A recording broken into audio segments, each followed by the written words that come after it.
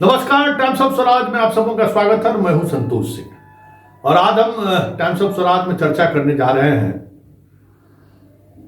कि सिंघल जो सिपाही बहाली आयोग के अध्यक्ष हैं, हमें लगता है कि अब उनकी मुश्किलें बढ़ने वाली हैं।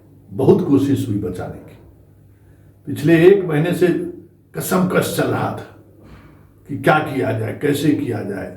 पुलिस मुख्यालय का एक बड़ा धरा था कि सिंघल को किसी तरीके से बचा लिया जाए, सिंघल पर आंच न पहुंचे कि प्रश्न पत्र लीक हुआ, बड़े स्तर पर लीक हुआ, ये सवाल खड़े ना हो। ये सारी चीजें चलती रही 1 महीने तक। गुत्थम गुत्थी डीजीपी के से अलग, आर्थिक अपराध इकाई अलग, अपने तरीके से चीजों को लेकर वो गुत्थम गुत्था चल रहा था। लेकिन आखिरकार आर्थिक अपराध इकाई ने इस पूरे मामले में कॉन्स्पिरेसी को लेकर एक अलग से एफआईआर दर्ज किया है। 1 महीने की कसमकस के बाद, याद होगा 1 अक्टूबर को प्रश्न पत्र लीक हुआ था और प्रश्न पत्र लीक होने के बावजूद भी बोर्ड के अध्यक्ष सिंघल साहब स्वीकार करने को तैयार नहीं थे कि प्रश्न पत्र लीक हुआ है।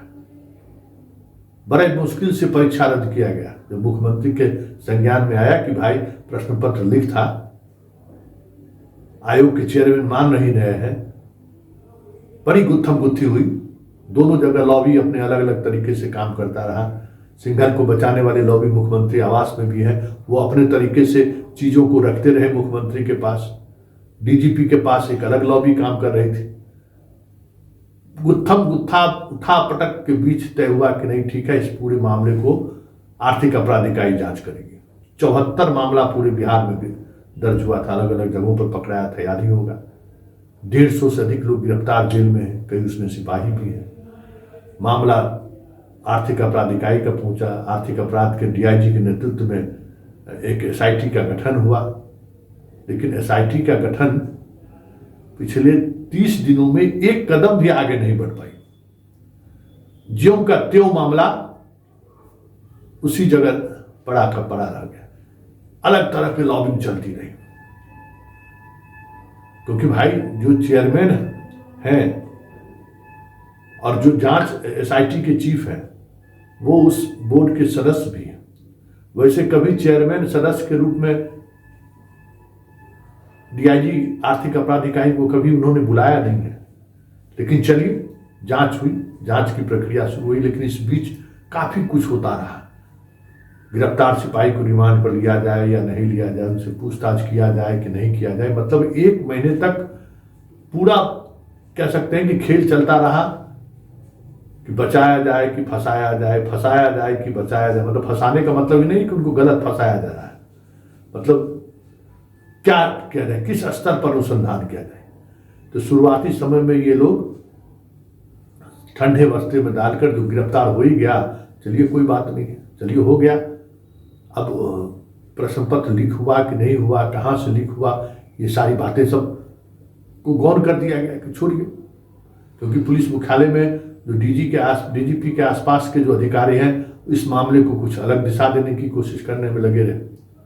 ये सब कुछ चलता रहा। आखिरकार मुख्यमंत्री को कहीं से कोई जानकारी ऐसी मिल गई कि भाई उस मामले में क्या हुआ, उन्होंने पूछ दिया तो पता चला कि कुछ हुआ ही नहीं है।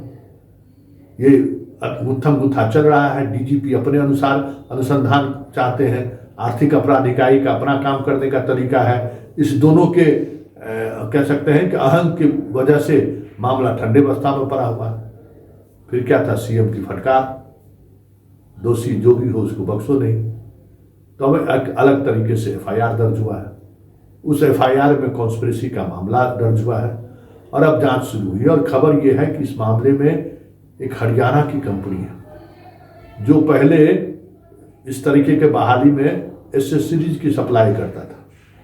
फोटो वगैरह का जो एक तरीका होता है, एडमिट कार्ड कैसे बने, ये सारी चीज़ें उसके जिम्मे था। उसको इस बार प्रश्न पत्र की भी जिम्मेवारी दी गई है और कहा जा रहा है कि दिल्ली में एक बड़ा डील हुआ है, जिस डील में ये सारी चीज़ें खेल सामने आई हैं। इसमें एक अधिकारी की पत्नी की भूमिका भी बड़ा संदिग्ध जान पड़ रहा है। ऐसी भी खबर आ रही है कि एक अधिकारी की पत्नी दिल्ली में बैठकर ये पूरे इस मामले को डील की है और डील करने के बाद प्रश्न पत्र बाहर आया है। तो ये सारी खबरें जिस तरीके से छन छन कर बाहर आ रही है, तो स्वाभाविक है कि अब नए तरीके से चीजें शुरू होंगी। जांच शुरू हो गई है। खबर यह भी है कि आयोग के एक बड़े ओहदे पर बैठे शख्स एक पार्टी के राष्ट्रीय अध्यक्ष के घर पहुंच गए थे रात में कि कुछ कीजिए, मेहरबानी उनकी रही है उनके साथ। कि आर्थिक अपराध इकाई अगर जांच इस तरीके से करनी शुरू कर दी तो फिर मुसीबतें हो सकती हैं, क्योंकि चिट्ठा पुर्जा तो सब जगह से गया था। कोई भी ऐसा दरबार नहीं था जिस दरबार से पुर्जी उनके पास नहीं गया था। ये भी खबर आ रही है कि हर दरबार से पैरवी उनके पास पहुंच गया, क्योंकि वो पैरवी के मामले में बहुत ही सहज और सुलभ रहे हैं। पहले भी देखे ही हैं कि भाई हाई कोर्ट का चीफ जस्टिस का फोन समझ नहीं पाए और एक अधिकारी को उसका लाभ भी देने पहुंच गए थे। क्या क्या मामला हुआ, मुख्यमंत्री के हस्तक्षेप की वजह से मामला तूल पकड़ रहा था, स्थिर हो गया। चलिए अब रिटायर होने वाले, लेकिन उनके बाद उनकी विशेष जिम्मेवारी दी गई है। ये सारी चीजें सामने आ रही है और फैक्ट जो है वो फैक्ट यही है कि प्रश्न पत्र लीक मामले की अगर जांच पूरे तरीके से हुई तो सिंघल के दरवाजे तक चीजें पहुंच चुकी हैं। अब देखना यह है कि आर्थिक अपराध इकाई इस मुकदमे को किस दिशा में ले जाना चाहती है, क्योंकि ये बात है कि जो कुछ भी एविडेंस अभी हाल के दिनों में आर्थिक अपराध इकाई ने कलेक्ट किया है, वो एविडेंस ऐसा एविडेंस है जिससे सिंघल की मुश्किलें बढ़ सकती हैं। क्योंकि ये जो कुछ भी हुआ है, प्रश्न पत्र लीक का मामला जो कुछ भी हो वो आयोग से ही हुआ है। सेंटर से लीक की कोई खबर नहीं है, सेंटर से कहीं से भी लीक नहीं हुआ है। शुरुआती जांच में ये चीजें सामने आ चुकी हैं, क्योंकि सब कुछ अलग अलग जगहों से व्हाट्सएप के मैसेज के सहारे आंसर भेजा जा रहा था। इस बार प्रश्न नहीं थे, आंसर भेजे जा रहे थे। तकनीक उन्होंने एक अलग तरीके का तकनीक चुना है, बहुत हाई प्रोफाइल तकनीक का इस्तेमाल हुआ। लेकिन स्वाभाविक तौर पे है, आप कितना भी शातिर क्यों ना हो, कोई ना कोई बड़ी गलती आप कर ही बैठते हैं, जिस गलती की वजह से पुलिस आप तक पहुंच ही जाता है।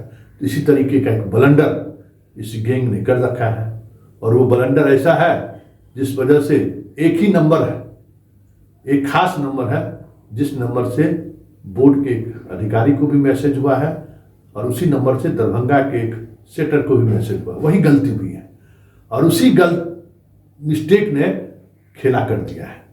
और अब देखना यह है उस खेल तक आर्थिक अपराध इकाई किस तरीके से पहुंचती है, सबकी नजर है। क्योंकि 22-21 सिपाही की बहाली हो, 5-10 हजार भी इधर उधर कर दिए तो फिर 5-6 पीढ़ी के लिए तो कुछ करने की जरूरत ही नहीं है। इसलिए इस मामले की जांच में तेजी आने की उम्मीद है और जल्द ही आर्थिक अपराध इकाई बड़ा खुलासा कर सकता है।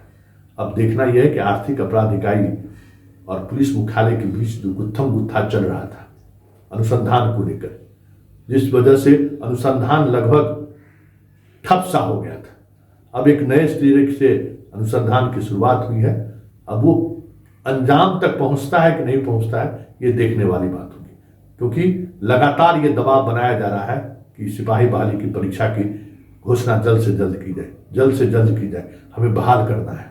लेकिन सबको पता है कि जिस तरीके से बहाली में खेला हुआ है, वो खेला इतने बड़े स्तर पर खेला हुआ है कि परीक्षा में शुद्धता की बात सोचना भी बेईमानी है, क्योंकि इस स्तर पर खेला हुआ है जिसकी कल्पना आप नहीं कर सकते हैं।